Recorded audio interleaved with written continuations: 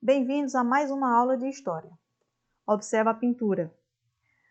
Ela mostra um grupo de amigos reunidos para observar uma experiência científica. Dentro da cúpula de vidro, lá no alto, há um pássaro. No alto, uma válvula. Se o ar fosse bombeado para fora, o animal morreria por falta de oxigênio. Trata-se de provar o efeito da presença ou ausência do oxigênio. Portanto, um experimento científico. Os olhares revelam diferentes reações. Observe, né? Diferentes reações diante da ciência. Observe as pessoas. A apreensão das meninas com a iminente morte do pássaro. O homem ao lado delas, que parece querer convencê-la de que o amor à ciência impõe certos sacrifícios. A atenção total do filósofo pesquisador no centro do quadro. A indiferença do casalzinho de namorados à esquerda. E, nos outros, o fascínio pela ciência, pela razão, que marca o século XVIII. Bem-vindos ao século das luzes, o século do iluminismo. E o que foi o iluminismo? Nós vamos ver nesta aula, né? Além do que foi o iluminismo, onde surgiu, por onde se espalhou, né? O contexto histórico, as condições em que surgiu o iluminismo, o que o iluminismo defendia, o que o iluminismo combatia, o que eram as luzes da razão, e vamos falar, para concluir, um pouco sobre as mulheres e o iluminismo nesta primeira aula, e nós teremos mais uma posteriormente, certo? E o iluminismo, o que foi, afinal? Um conjunto de ideias que tiveram origem na Europa no século XVII e que se desenvolveu especialmente no século XVIII, o qual ficou conhecido como século das luzes ou ilustração. Então, um conjunto de ideias, né? O iluminismo ele tem a origem na França, né, onde tem sua maior expressão, mas ele vai se difundir pelo mundo, influenciando o movimento de independência das 13 colônias lá na América do Norte, influenciando a Revolução Francesa e os movimentos de independência na América Latina, inclusive no Brasil. Então, é um movimento que começa na França, mas se espalha por vários lugares do mundo. Que foi o iluminismo, revisando um movimento intelectual, ou seja, um conjunto de ideias que foram amplamente discutidas e divulgadas a partir do século XVIII. E os iluministas, né, quando eu falar em iluministas, são os filósofos que desenvolveram essas ideias. Na próxima aula conheceremos um pouco mais sobre eles, tá bem? Bom, como eu disse, as condições para o desenvolvimento do iluminismo. Nós temos a Revolução Científica do século XVII, a ascensão econômica da burguesia e a crise do antigo regime. Com a Revolução Científica do século XVII foi um movimento que mudou a visão do homem moderno ao utilizar-se da razão e da ciência para explicar a realidade. Antes, vocês devem lembrar, né, a igreja explicava os acontecimentos por meio dos preceitos religiosos e da fé. Essa explicação da igreja vinha lá desde a Idade Média, com a escolástica de Santo Agostinho, com o pensamento de Tomás de Aquino, que tentava conciliar fé e razão, com aquela ideia do teocentrismo, Deus no centro do universo, que nós falamos lá no início do ano, ainda em aulas presenciais, né, que havia o teocentrismo, aí vem o renascimento, aí começa a se desenvolver o antropocentrismo, né, o homem no centro do universo, né, então vem a valorização da razão. Então isso vai ganhar força no século XVII e vai gerar o movimento iluminista no século XVIII. Né? No século XVII temos aí a figura de destaque do Isaac Newton, vocês poderão ver lá no livro de vocês na página 71, né, que fala sobre ele, sobre as mudanças que ele provocou na ciência a partir da física, né, mostrando que não haveria leis diferentes para reger os corpos celestes e terrestres. Né? Então, a partir dessas ideias, essas leis matemáticas demonstráveis que operava o universo, é que se gerou, né, se gestou o movimento iluminista, certo?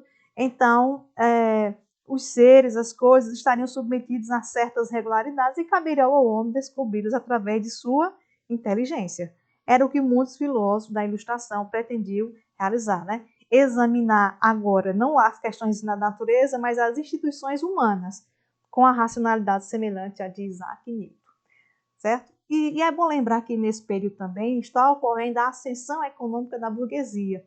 E essa classe da burguesia lutava contra a intervenção do Estado na economia, o poder absolutista, né, dos reis que mandavam, que controlavam tudo, que concediam privilégios a certos grupos e pesavam muito sobre a burguesia, uma carga altíssima de impostos.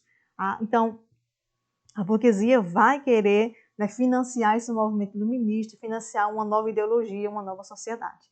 E aí, com isso, vem também a crise do antigo regime, que são justamente esses reis absolutistas, esses reis, né, que atuavam dizendo que eram reis por vontade divina e que eram extremamente opressores, certo? Então, os pensadores iluministas vão criticar bastante esses reis, né, o antigo regime, combatendo esse absolutismo dos reis, os privilégios da nobreza, do clero, né, a imposição religiosa e as práticas mercantilistas. Vamos lembrar que nessa época aí, a religião era imposta às pessoas, então se o rei fosse católico, ele impunha a religião católica a todos os súditos, né, do seu reino, ou se ele fosse evangélico ou protestante, ele também queria impor essa religião a todos, né? Então, os iluministas eram contrários a isso. Veremos mais adiante que eles eram favoráveis à tolerância religiosa. Como a gente falou agora há pouco, né, relembrando aqui, reforçando, desde a Idade Média, a visão teocêntrica marcada pelo misticismo religioso dominava a Europa. E a gente deve lembrar que não era só a interpretação bíblica, né, mas a visão era muito marcada ainda, não era muito marcada pelo misticismo, não era só uma leitura racional da Bíblia, né? Então, neste período, predominava o uso do pensamento escolástico, como eu já falei, conciliando razão e fé. A partir do século XVII, em meio à insatisfação por causa da opressão exercida pelos monarcas absolutistas, então, estou reforçando essa ideia aí, surgiu essa nova possibilidade para explicar o mundo fundamentada na razão. O mundo físico e seus fenômenos deixavam de ser justificados pela religião e passavam a ser explicados pela razão. Era a valorização da ciência e da racionalidade como forma de eliminar a ignorância dos seres humanos acerca da natureza e da sociedade. Falamos muito disso já este ano, né, dessa mudança aí desse pensamento religioso para o pensamento racional. E é claro que nós vamos também fazer a crítica, mas possivelmente na próxima aula também. Algumas das ideias iluministas eram as seguintes, né? Eles defendiam a igualdade jurídica, defendiam, como eu falei, já adiantei, a tolerância religiosa, a tolerância filosófica, né? A liberdade de expressão, a liberdade pessoal e social, o direito à propriedade privada. Lembre que eles são financiados, apoiados pelos burgueses, que defendem, né, a propriedade privada como um direito fundamental. Defendem, né, fazem a defesa do contrato como mediador das relações sociais, do contrato social entre o governo e a população, quer dizer, o governo não pode governar sem autorização da população, né, contra os interesses da população. É nesse sentido aí que fala desse contrato. Maior participação política da sociedade, alguns vão ser favoráveis à existência de reis, mas outros vão ser favoráveis, por exemplo, à democracia e à participação das pessoas mesmo de forma, né, por meio do governo representativo, certo? Bom, presta atenção aí. E eles combatiam o quê? Como eu já falei para vocês, o absolutismo monárquico, o mercantilismo, né, e a intervenção do Estado na vida econômica, porque os reis controlavam muito a economia, né, decidiam quem produzia o quê, quem tinha direito de vender, quem não tinha, enfim. Eles defendiam também, combatiam também a tese do direito divino dos reis, porque eu já adiantei para vocês agora há pouco que esses reis absolutistas se achavam, né, os representantes de Deus aqui na Terra. E eles também combatiam a participação da igreja na vida pública, né? Não era que eles fossem ateus ou que eles não acreditassem em Deus, mas eles separavam as coisas aí, tá bem? Bom, então o iluminismo, ele rompeu com a maneira como as pessoas pensavam.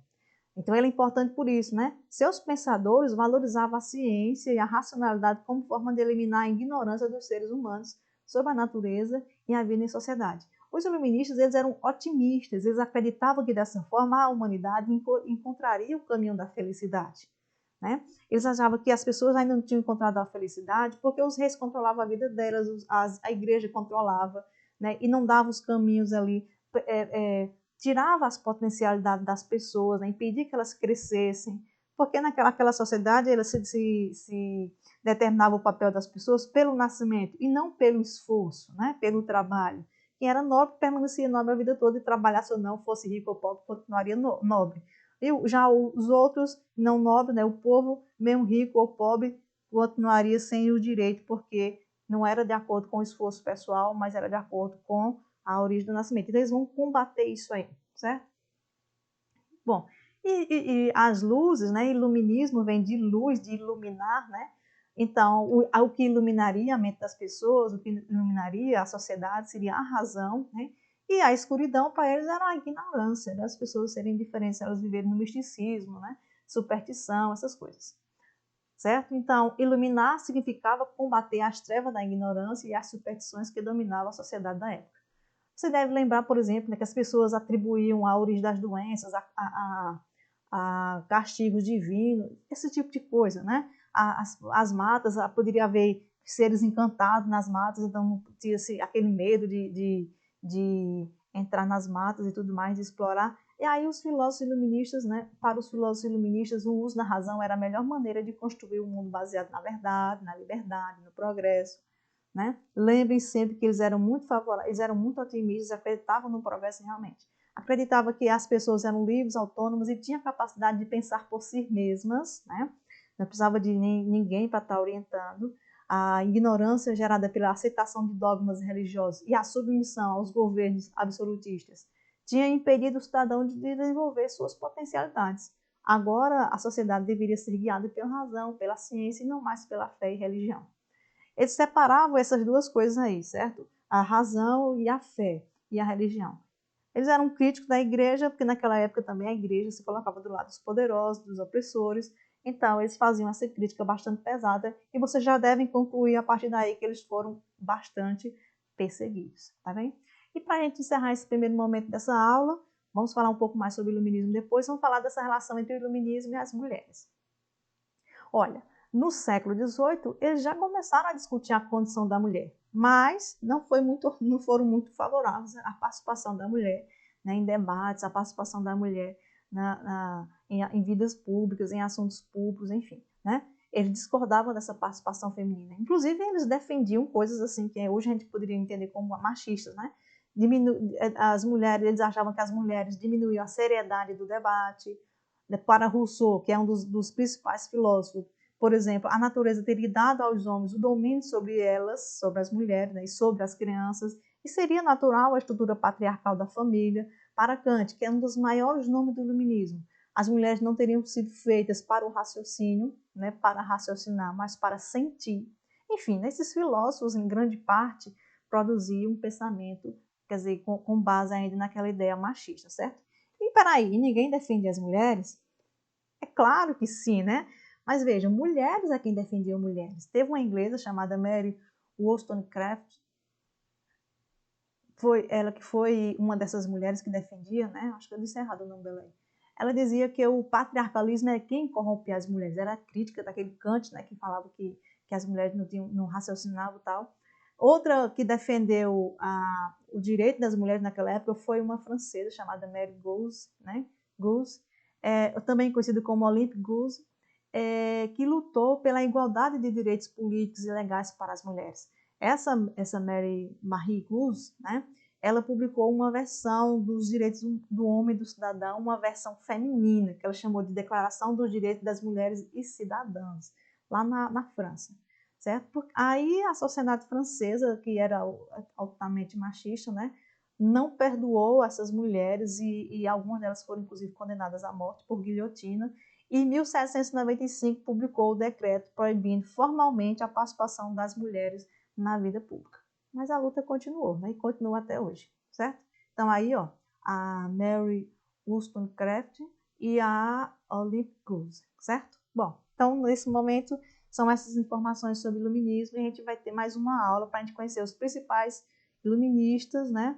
E o iluminismo no Brasil, né? Enfim, e como influenciou naquele momento outras ideias iluministas, certo?